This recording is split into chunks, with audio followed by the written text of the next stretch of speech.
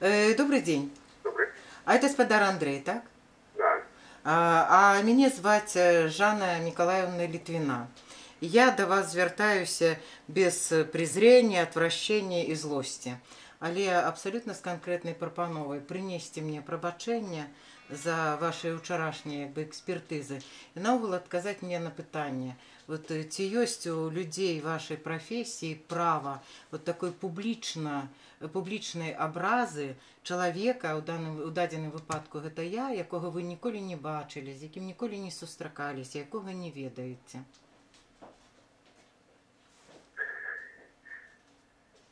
Я слухаю вас. Не, я не понимаю, что вы хотите.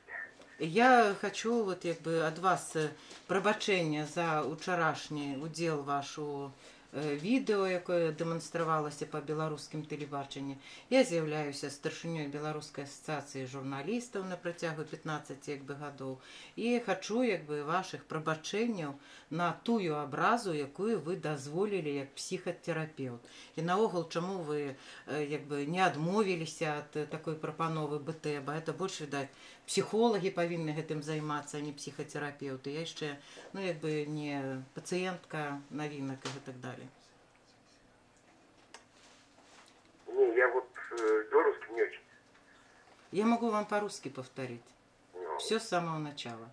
Так вот, я хочу, чтобы вы принесли мне извинения. Зовут меня Жанна Николаевна Литвина, председатель Белорусской ассоциации журналистов. Вы приняли участие в фильме, который вчера демонстрировала чуть ли не там почти час Первый канал белорусского телевидения, где вы комментировали поведение женщины, которая идет к остановке, да, вместе с журналисткой. Так вот я, Жанна Николаевна Литвина, хочу потребовать от вас принесения извинения мне за оскорбление, которое вы мне нанесли. И ответьте мне, пожалуйста, на вопрос. Имеете ли вы право, как человек с профессией медицинской, публично оскорблять человека, в данном случае меня оскорблять, никогда не видя меня, никогда не будучи со мной знакомым, никогда не разговаривая со мной, кто вам дает и что дает вам право оскорблять?